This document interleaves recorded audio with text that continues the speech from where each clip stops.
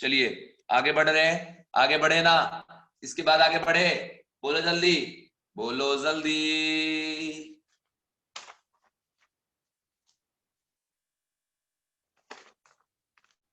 इसके बाद आप देखो जरा, इसके बाद आप देखो जरा, कंडीशन है, कंडीशन देखो, कंडीशन ये है कि जो एल्यूमिनियम है ना, इसके बारे में आप पढ़े होंगे जब आप पढ़े होंगे कोऑर्डिनेशन कंपाउंड, कि एल्यूमिनियम जो है वो +3 ऑक्सीडेशन स्टेट पे कोऑर्डिनेशन नंबर 6 शो करता है और ऑक्टाहेड्रल कॉम्प्लेक्स का फॉर्मेशन करता है।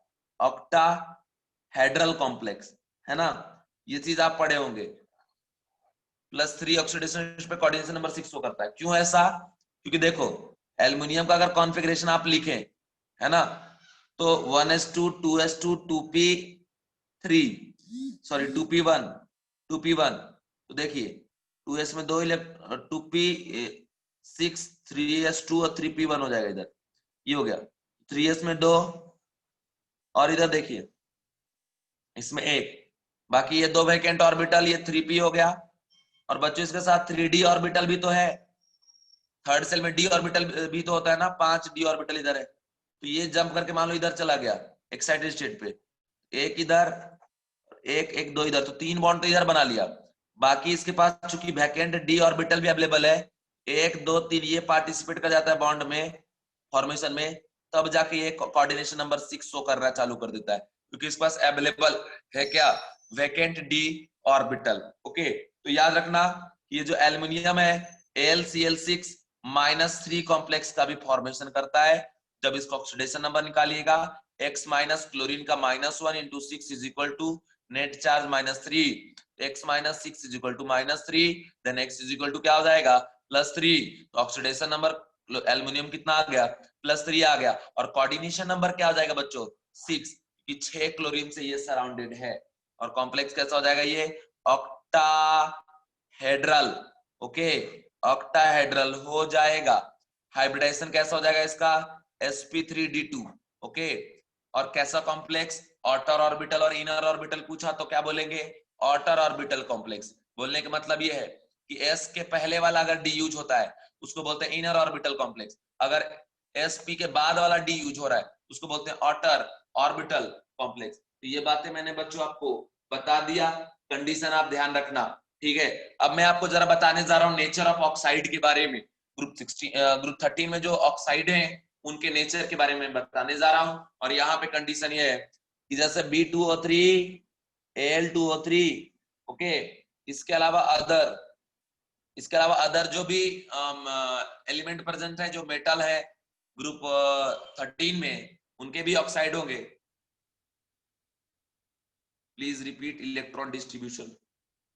किसका इलेक्ट्रॉन डिस्ट्रीब्यूशन बाबू, किसका इलेक्ट्रॉन डिस्ट्रीब्यूशन प्लीज बताओ।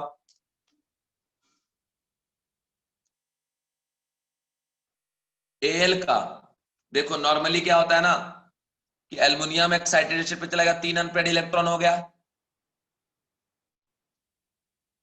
ठीक है, 3, तो मान लो 3 क्लोरीन के साथ इधर बॉन्ड बना लिया, ठीक है, ये 3 इधर बना हुआ है, और बाकी 3 क्लोरीन आके Cl-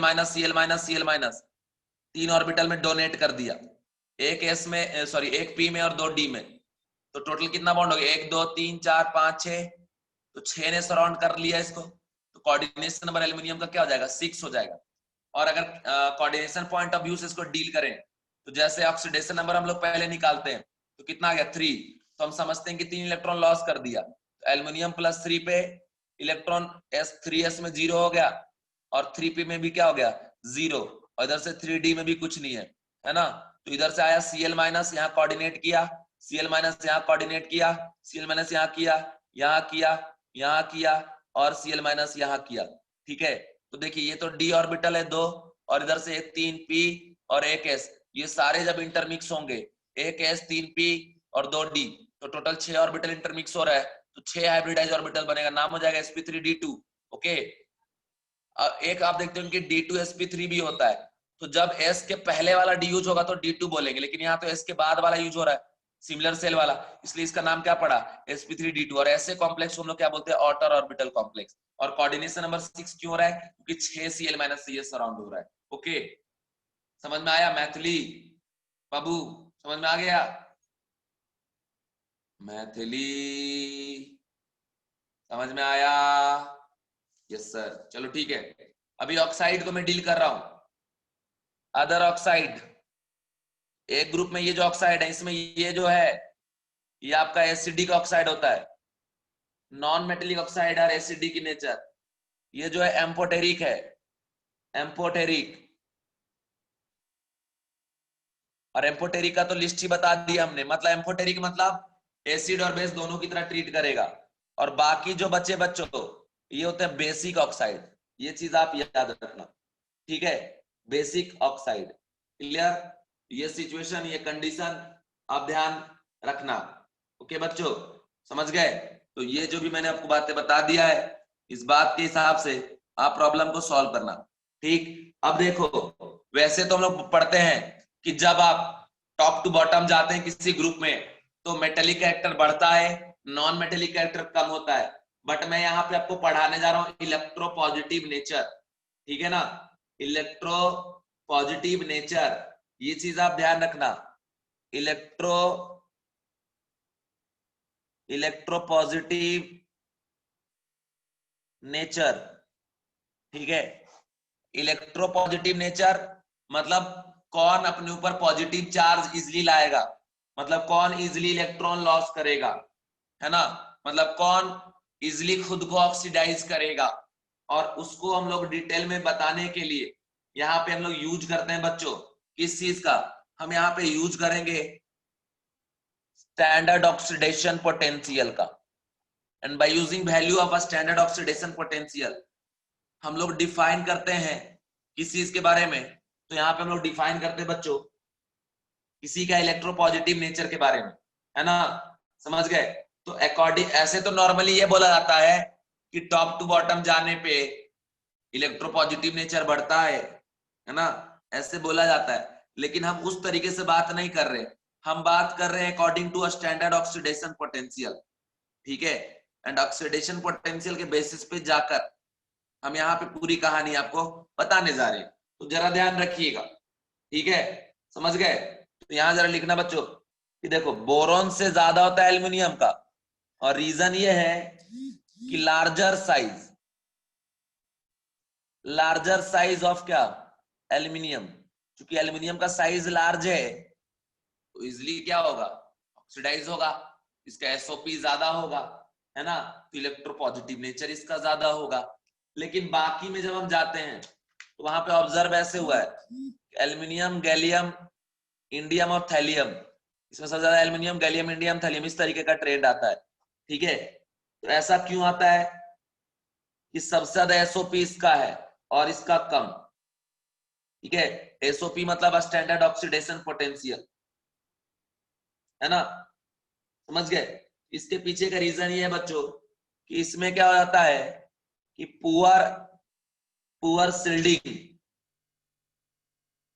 shielding of D orbital, ठीक है? क्योंकि डी ऑर्बिटल पुअर सील्ड है, और साथ ही साथ एफ ऑर्बिटल। तो ये जो तीन है ना, इसमें डी और एफ ऑर्बिटल इन्वॉल्व हो चुका है।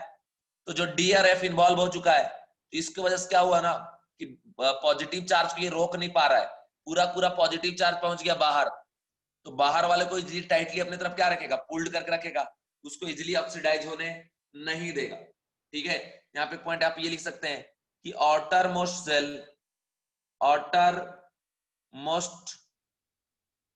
cell electron are strongly bond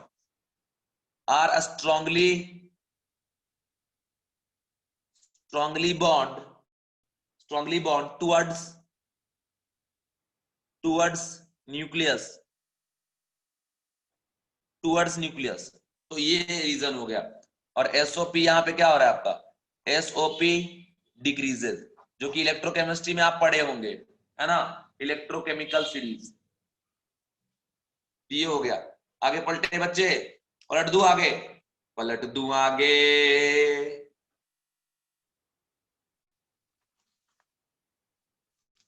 ठीक है, इसके बाद जरा देखो, इसके बाद कंडीशन है कि अब मैं आपको यहाँ पढ़ाने जा रहा हूं डायगोनल रिलेशनशिप, ठीक है। तो डायगोनल रिलेशनशिप आप पीरियोडिक टेबल में पढ़े होंगे, है ना। उसमें कैसा था, यानी तो लिथियम, बेरिलियम, बोरॉन, और इधर यहां पे लिख दो सोडियम, मैग्नीशियम, एल्यूमिनियम और सिलिकॉन। तो लिथियम के डायगोनली बैठा कौन, मैग्नीशियम। तो ऑब्जर्व ये होता है कि लिथियम का प्रॉपर्टी मैच करता है मैग्नीशियम के साथ, बहुत सारा प्रॉपर्टी। बेरिलियम का मैच करता है एल्यूमिनियम के साथ, और बोरोन का मैच करता है सिलिकॉन के साथ। इस रिलेशन को हम लोग क्या बोलते हैं, डायगोनल रिलेशनशिप। क्योंकि ऐसा तो रूल है कि अपने ग्रुप वाले के साथ प्रॉपर्टी सेम होना चाहिए, बट लिथियम शो कर रहा है मैग्नीशियम के साथ, जो कि पीरियोडिक टेबल में इसके डायगोनली बैठा हुआ है। बेरिलियम शो कर रहा है एल्यूमिनियम के साथ, जो कि डायगोनली बैठा हुआ है। बोरॉन शो कर रहा है सिलिकॉन के साथ, जो कि डायगोनली बैठा है। इस रिलेशनशिप को हम लोग क्या बोलते हैं बच्चों, डायगोनल रिलेशनशिप। और डायगोनल रिलेशनशिप के लिए रिस्पॉन्सिबल क्या है, सेम आयोनिक आयोनिक पोटेंशियल। ठीक है, पोटेंशियल नीट में आया है बहुत बार, जेई में आया है, पूछा है बताओ कि आखिर लिथियम के साथ डायगोनली कौन बैठा है, तो आपको बता देना है मैग्नीशियम। बोरॉन के साथ एल्यूमिनियम, सॉरी बेरिलियम के साथ एल्यूमिनियम, बोरॉन के साथ सिलिकॉन। तो ये है डायगोनल रिलेशनशिप के कौन किसके साथ रिलेटेड है, वो लिथियम रिलेटेड है मैग्नीशियम के साथ, बेरिलियम एल्यूमिनियम के साथ, बोरॉन सिलिकॉन के साथ। और बच्चों पूछता है कि बताओ आखिर क्या रीजन है इसके इस तरीके का होने का, तो सेम आयोनिक पोटेंशियल। अभी आयोनिक पोटेंशियल क्या होता है, आयोनिक पोटेंशियल को फाई से रिप्रेजेंट करते हैं, और ये होता है चार्ज बाय साइज का रेशियो। चार्ज बाय साइज का रेशियो जब निकालो, और जिसका चार्ज बाय साइज का रेशियो सेम आता है, वही डायगोनली रिलेशनशिप में है। तो ऑब्जर्व हुआ कि लिथियम के चार्ज बाय साइज का रेशियो मैग्नीशियम के चार्ज बाय साइज के रेशियो से सिमिलर आता है, इस वजह से ये दोनों डायगोनली है।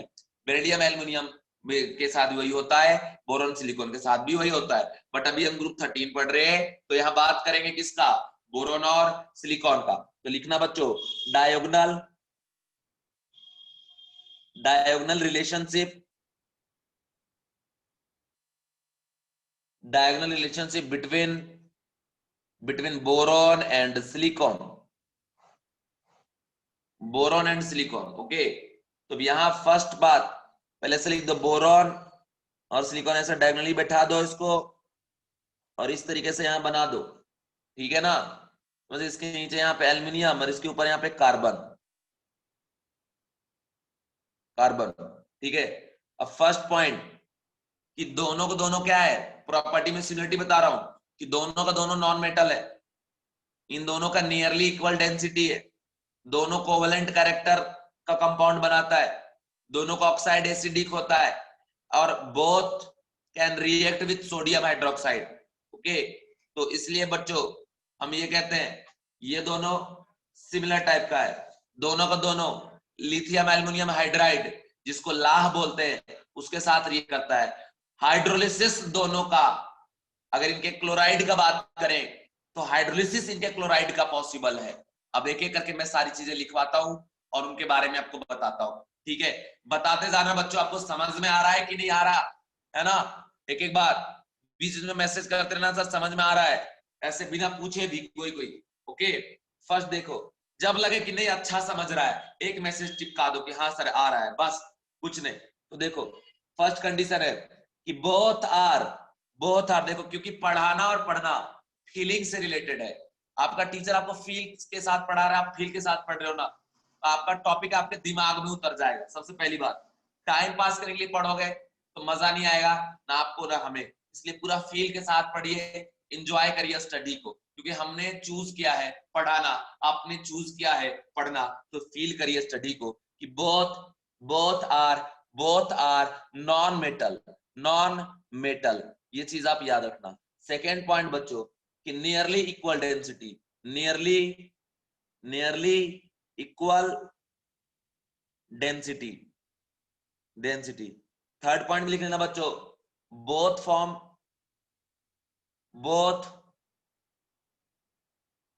फॉर्म्ड कोवेलेंट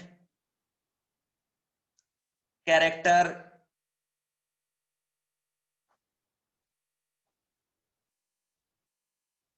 कंपाउंड, ठीक है ना। क्योंकि बोरॉन पे +3 चार्ज होता है और सिलिकॉन पे +4, ठीक है, समझ गए, ये कंडीशन है। इसके बाद की बात मैं अगर बताऊं, इसके बाद की बात है बच्चों, फोर्थ पॉइंट है oxide of both, oxide of both B2O3 and SiO2 are acidic in nature. Okay, next point में लिखिएगा both can react, both can react with, both can react with sodium hydroxide, है ना। अब इसका reaction अगर लिख के बताऊं कि B2O3 का अगर रिएक्शन कराएंगे NaOH के साथ, ये बनाता है बच्चों NaBO2, इसका नाम है सोडियम मेटाबोरेट, सोडियम मेटाबोरेट, ठीक है। स्ट्रक्चर कैसा होता है, तो B double bond O minus, इधर Na+, इस तरीके से, ठीक है। दूसरा बच्चों की जो SiO2 है, ये भी सोडियम हाइड्रोक्साइड के साथ रिएक्ट करता है और ये बनाता है बच्चों Na2SiO2, सॉरी Na2SiO3। बैलेंस में नहीं कर रहा हूं, बैलेंस कर दूंगा तो याद रखने में और दिक्कत होगा, ठीक है। बैलेंसिंग तो कोफिशिएंट लगा कर ही सकते हैं। ये हो गया बच्चों आपका सिलिकेट, ये मैंने आपको कंडीशन बता दिया, SiO2 प्लस NaOH गिव्स क्या आपका Na2SiO3, ये हो गया आपका सिलिकेट। अंडरस्टैंड बच्चों, कंडीशन समझ में आ गया, चलो ठीक है। नेक्स्ट पॉइंट अगर बात करें सिक्स पॉइंट का, तो देखो जो BCl3 ले लिए और SiCl4 ले लिए, ये दोनों का दोनों LiAlH4, इसको ना बोलते हैं क्या, लिथियम एल्युमिनियम हाइड्राइड, लाह, जो कि सोर्स होता है H- का, है ना। रिडक्शन में इसका हम लोग यूज करते हैं। रिडक्शन में जब कराते हैं ऑर्गेनिक में तो तीन तरीके से होता है, एक H+ से, एक H से, और एक होता है H- से। तो ये सोर्स होता है किसका, H- का, है ना।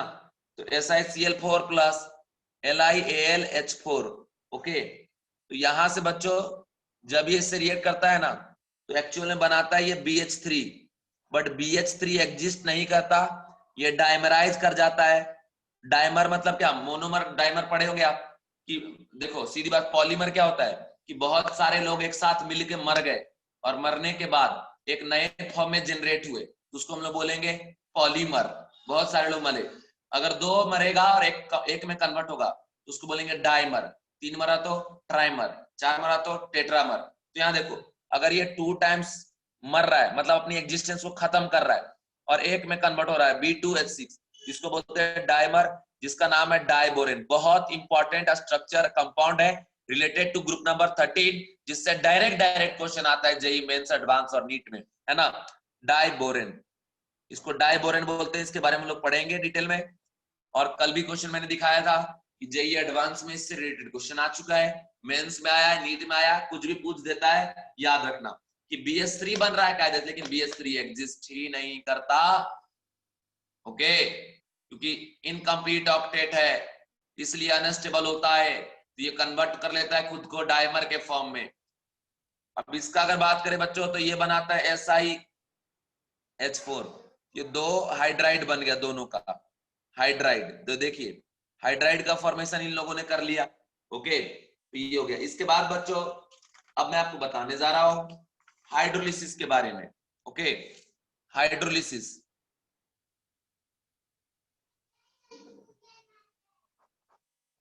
हाइड्रोलिसिस से क्या पता चल रहा है, हाइड्रोलिसिस से पता चल पा रहा है कि जब आप किसी कंपाउंड का रिएक्शन कराएंगे वाटर के साथ, है ना, समझ गए, तो उसी को हम लोग क्या बोलेंगे, हाइड्रोलिसिस बोलेंगे, ओके। अब हाइड्रोलिसिस होने के लिए एक क्राइटेरिया होता है कि आखिर हाइड्रोलिसिस होता क्यों है। देखो जैसे मान लो हमने बात किया, जैसे यहाँ पे BF3 लिया, इसका रिएक्शन करा रहे H2O के साथ, तो ये जो प्रोडक्ट बनेगा वो हाइड्रोलिसिस प्रोडक्ट होते हैं। कैसे होता है समझो, ये जो B है F इसमें समझते हैं कि एक वैकेंट ऑर्बिटल है और H2O के पास क्या प्रेजेंट होता है, लोन पेयर। ये क्या करता है, इधर अटैक करता है, जैसे ये अटैक करता है ना, इनके बीच में एक बॉन्ड बनता है, ये बॉन्ड इधर से ब्रेक हो जाता है, फिर ऑक्सीजन पे आ जाता है एक पॉजिटिव चार्ज, क्योंकि 3 बॉन्ड बना लेगा तो ऑक्सीजन पॉजिटिव चार्ज आएगा, तो अपने ऊपर पॉजिटिव चार्ज रखना नहीं चाहेगा बिकॉज बहुत ज्यादा इलेक्ट्रोनेगेटिव है। तो फिर यहाँ से H+ बाहर जाएगा, H+ बाहर गया, F- बाहर गया, दोनों HF बना लिया, और यहाँ पे क्या अटैच हो गया, OH। तो कुल मिला के ऐसे ही 3 बार होता है। तो यहाँ से प्रोडक्ट बन जाता है बच्चों BOH3, जिसको हम लोग क्या बोलते हैं, ऑर्थोबोरिक एसिड। नाम क्या है इसका, ऑर्थोबोरिक बोरिक एसिड। बहुत इंपॉर्टेंट कंपाउंड है, structure BOH OH OH, but ये तीनों हाइड्रोजन एसिडिक नहीं है। इसका बेसिसिटी 1 होता है एक वैकेंट ऑर्बिटल के वजह से, because behave as what, Lewis acid, ये याद रखना। तो बच्चों ये हो गया प्रोडक्ट यहाँ का। अब सीधी बात याद रखना कि बोरोनियम यहाँ पे बोरोन +3 पे है और F- पे है। ये जो H2O टूटता है H+ में और OH- में, OH- पॉजिटिव पे अटैक करता है, H+ निगेटिव पे अटैक करता है, और ये यहाँ से कंपाउंड बना लेता है साथ में क्या आपका HF। तो ये कंडीशन आपको याद रखना, ये हाइड्रोलिसिस प्रोडक्ट हो गया। इसके बाद आप यहाँ देखिए SiCl4, SiCl4 में सिलिकॉन के पास वैकेंट d ऑर्बिटल होता है बच्चों। थर्ड सेल में d ऑर्बिटल तो इन्वॉल्व होगा ना, और सिलिकॉन अपने इलेक्ट्रॉन को तो थर्ड सेल में ले गया है ना। तो यहाँ पे कंडीशन क्या है कि SiCl4 का रिएक्शन जब आप कराएंगे H2O के साथ, तो यहाँ पे प्रोडक्ट बनता है क्या, SiOH4, और साथ बनाएगा HCl। बैलेंस में नहीं कर रहा हूं, बैलेंस करके लिखवाएंगे बहुत ज्यादा दिक्कत होगा, ठीक है। ये कैसे बनाया, Si+4 में टूटा, और ये Cl-, ये H+ और OH- जाएगा यहाँ पे, और ये जाएगा यहाँ पे, तो ये आपका प्रोडक्ट बन रहा है। अब बच्चों ये एक एसिड की तरह ट्रीट करता है, ठीक है। यहाँ से -H2 अगर आप कर दें, H2 बाहर निकाल दे, तो यहां से बन जाता है H2SiO3, ठीक है। और ये इसको बोलते हैं सिलिक एसिड, सिलिक एसिड, ठीक है। इसका स्ट्रक्चर होता है Si♭O OH OH। तो देखिए ये हाइड्रोजन बेसिडिक है, ये हाइड्रोजन एसिडिक है, तो बेसिसिटी क्या हो गया इसका, 2 हो गया। गिव मी आंसर प्लीज, समझ में आया कि नहीं आया, बताओ जरा जल्दी से, सारे बच्चे बोलो, बोल सारे बोलो, सारे बोलो, और बोलो, गिव मी आंसर प्लीज। चलो ठीक है ना, आगे बढ़ता हूं, देखो ध्यान से। नेक्स्ट कंडीशन है, ये BCl3 हमने ले लिया, BCl3 का अगर हम हाइड्रोलिसिस करा रहे, H2 से करा रहे, तो ये H+ और साथ में जनरेट कर रहा है OH-, और ये बोरोन +3 पे Cl- पे, Cl का जुगलबंदी होगा H+ के साथ, और B+3 का होगा OH- के साथ, ठीक है। फिर से यहां बना लेगा BOH3 और प्लस HCl। तो ये हो गया पूरा कंडीशन जो मैंने आपको पढ़ा दिया, एक एक बात, एक एक कहानी, एक एक कंडीशन बता दिया मैंने मेरे प्यारे बच्चों आपको, है ना। तो ये सारी बातें बताने के बाद अब मैं थोड़ा आगे फिर बढ़ूंगा, और important condition, important reaction about group 13 element के बारे में लोग पढ़ेंगे। और मैं आपको बताऊं, आप कभी बैठ के घर पे रटना नहीं बच्चों, रटने की जरूरत नहीं है मेरे नादान परिंदों। करने की जरूरत क्या है, बार बार रीड करना है, बार बार रीड करना है। और सुनो, सबसे बेस्ट टाइमिंग है रीडिंग का इनऑर्गेनिक, सोने से जस्ट पहले, सोने से जस्ट 15 मिनट पहले। आप सोने जा रहे हो, एकदम बेड पे पहुंच गए हो, नोटबुक लेके पहुंचो, और सोने से जस्ट पहले 15 मिनट रटो मत, सिर्फ रीड करिए।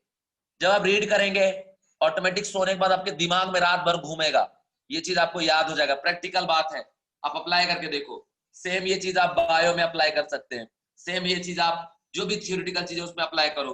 बार बार पढ़ो, रटो मत भाई, रट उठ के नहीं होता, ऐसे नहीं बैठ के रटने बैठ जाओ, सिर्फ पढ़िए।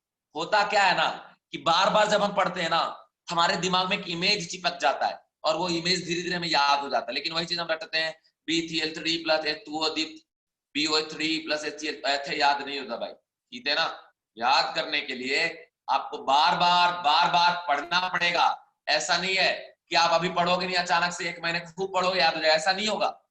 अभी से पढ़िए, बार बार पढ़िए, रैंडमली जब मन कर उठा के पढ़ लीजिए, ठीक है। चलिए अब आगे बढ़ते हैं।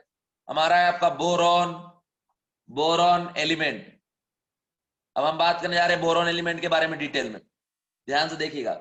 सबसे पहले मैं बात करने जा रहा हूं कि आखिर ये बोरॉन का सोर्स क्या है, बोरॉन का सोर्स क्या है। और जो सोर्स बताने जा रहा हूं, इनके फॉर्मूला डायरेक्ट एग्जाम में आते हैं बच्चों, नाम पूछता है। जैसे मान लो कभी आपसे पूछा गया बताओ इंटरनेशनल स्टार कौन है, तो आप मेरा नाम लोगे, ऑब्वियसली पता है मुझे, है ना। कोई पूछा इंटरनेशनल स्टार कौन है, तो आप बोले मेरे केमिस्ट्री वाले सर है ना। तो बस वैसे ही बोरॉन के बारे में पूछा कि बताओ इसका सोर्स कौन है, तो वो आप यहाँ बताने जा रहा हूँ, बता सकते हो वो सबका नाम। और सोर्स यहाँ पे नाम लिखने जा रहे हैं, और इनसे कैसे प्रिपेयर करेंगे आगे जाके मैं बताऊंगा। और ये इंपॉर्टेंट नेम है जिसको एग्जैक्ट याद कर लेना, नाम है बोरेक्स। बोरेक्स पूछता है फॉर्मूला, बोरेक्स का फॉर्मूला क्या है, तो पता रखो बता दोगे। फॉर्मूला होता है Na2B4O7 और डॉट 10H2O, इसको हम लोग बोरेक्स बोलते हैं बच्चों। तो डायरेक्ट याद रखना, बोरेक्स का स्ट्रक्चर से भी क्वेश्चन आता है जो आगे जाके आपको बताऊंगा मैं, इसका स्ट्रक्चर फॉर्मूला सब कुछ धीरे धीरे। इसके बाद है बच्चों कार्नाइट। कार्नाइट, कार्नाइट होता है Na2B4O7 और डॉट 4H2O। 10 के पोजीशन 4H2O लग गई तो कार्नाइट हो गया। ओके, इसके बाद है बच्चों कोलेमेनाइट। कोलेमेनाइट होता है बच्चों Ca2B6O11.5H2। तो ये है सोर्स ऑफ बोरॉन, ठीक है। लेकिन एक बात अब याद रखना, इन तीनों का नाम के साथ फॉर्मूला। कभी पूछा बोरेक्स क्या होता है, तो Na2B4O7.10H2O। कार्नाइट क्या होता है, Na2B4O7.4H2O। कोलेमेनाइट क्या होता है, Ca2B6O11.5H2O। एक काम और करिए, एक कॉपी निकालिए, फ्रेश कॉपी, अभी नहीं बाद में खरीदिए परचेज, जिसमें ज्यादा पेज नहीं होना चाहिए, अप्रोक्सीमेटली 30 पेज, एकदम पतला कॉपी, क्लासमेट का होना चाहिए, बढ़िया ब्रांड का, ठीक है, पेज अच्छे होने चाहिए। उसमें क्या करिए कि लिस्ट प्रिपेयर करिए इंपॉर्टेंट कंपाउंड का, इंपॉर्टेंट कंपाउंड का।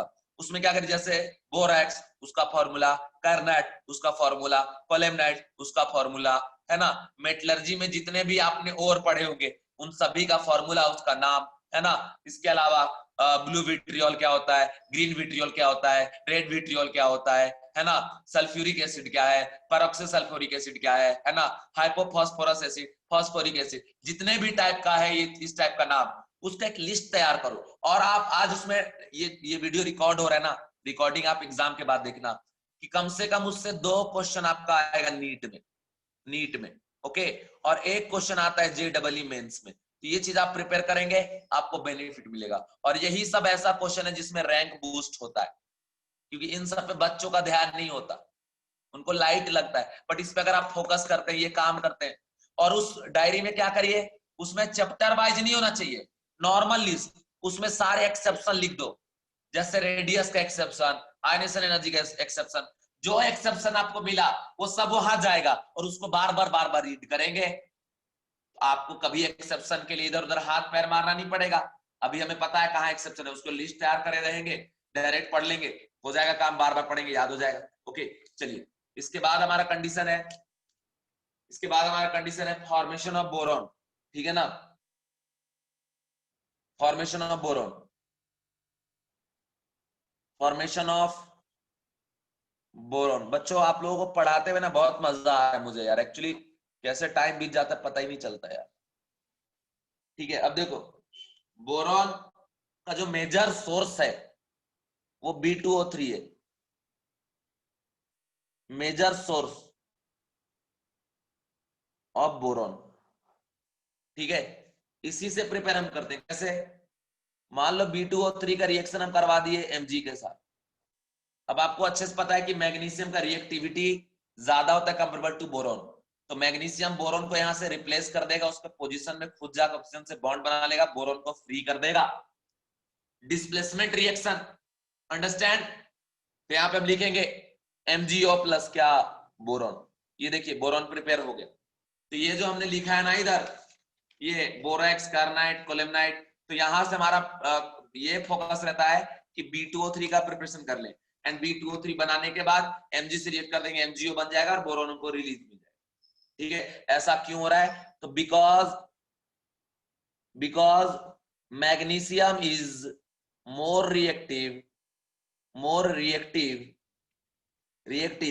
more reactive than boron. एक भी बच्चा बिना बाय बोले नहीं जाएगा, सुन लो, ठीक है। more reactive than boron, so magnesium displace boron from B2O3। Okay, ये कंडीशन, इस कंडीशन को ध्यान रखना। समझ में आ गया बच्चों? क्लियर? अब हम आपको बताते हैं कि जो बोरॉन है ना, सोज एलोट्रॉपी। एलोट्रॉपी क्या होता है? एलोट्रॉपी वर्ड मैच खा रहा है एलोट्रॉप से, हाँ बिल्कुल उसी से रिलेटेड है। एलोट्रॉपी क्या होता है बच्चों? जब कोई भी सब्सटेंस नेचर में प्योर फॉर्म में, मोर देन वन फॉर्म में अगर एग्जिस्ट करता है, प्योर नेचुरल, एक से ज्यादा फॉर्म में एग्जिस्टेंस है किसी सब्सटेंस का, तो जो एक से ज्यादा एग्जिस्टेंस उसको हम लोग क्या बोलेंगे? उसको हम बोलते हैं बच्चों, उसको बोलते हैं एलोट्रॉप या एलोट्रॉपी फॉर्म बोलते हैं। जैसे मान लीजिए ये पेन है, मान लीजिए इसको हमने नहीं बनाया, ईश्वर ने बनाया, ठीक है, ऊपर वाले ने बनाया इस पेन को। ये सब एक जैसा है बिल्कुल, ठीक है, सब कुछ एक है, बस डिफरेंस इनके कलर का। तो ये तीनों एक दूसरे का क्या कहलाएगा? एलोट्रॉपी कहलाएगा। ये क्या कहलाएगा? ये इसका एलोट्रॉपी कहलाएगा क्या? नहीं, क्योंकि इसका जो रूप है ना अलग है बिल्कुल। इन सब का चेहरा उरा सब सेम है ना, पैर हाथ है ना, बॉडी लेंथ सब सेम है, बस डिफरेंस है कलर का। तो ये एलोट्रॉपी हो गया। तो बस वैसे ही याद रखना कि बोरॉन भी एलोट्रॉपी शो करता है। और मैं आपको बता दूं कि टोटल 5 फॉर्म एग्जिस्ट करता है बोरॉन का, ठीक है ना। तो पहले एक बात और आपको बता दे, ये जो बोरॉन है, ये जो बोरॉन आप देख रहे हो ना, ये बोरॉन बोरॉन हीट रेजिस्टेंस होता है, heat resistant, heat resistant, okay, जो कि एक बैड कंडक्टर है, bad conductor, conductor of electricity.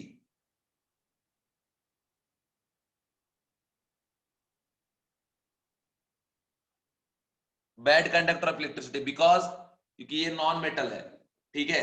और एलोट्रॉपी होता है इसका। एलोट्रॉपी क्या होता है मैंने बता दिया। अब एलोट्रॉपी में बच्चों याद रखना कि टोटल इसके 5 फॉर्म है, 5 फॉर्म होते हैं इसके एलोट्रॉपी के, जिसमें से बच्चों 4 फॉर्म जाता है क्रिस्टलाइन पे, क्रिस्टलाइन फॉर्म, एंड एक जाता है आपका अमरफस फॉर्म में।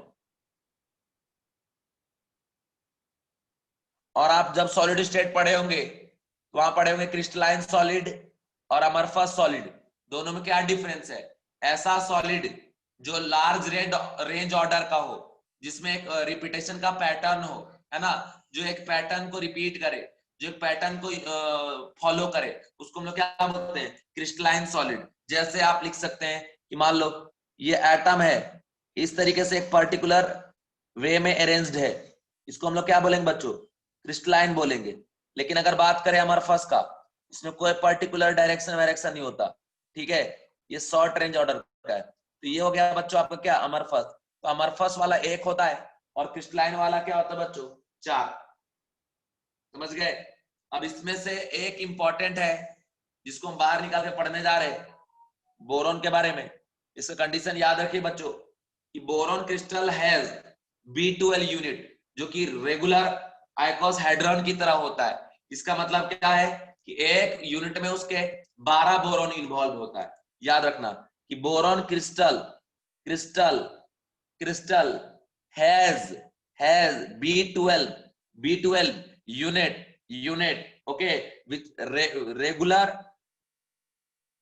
Regular आइकोस hadron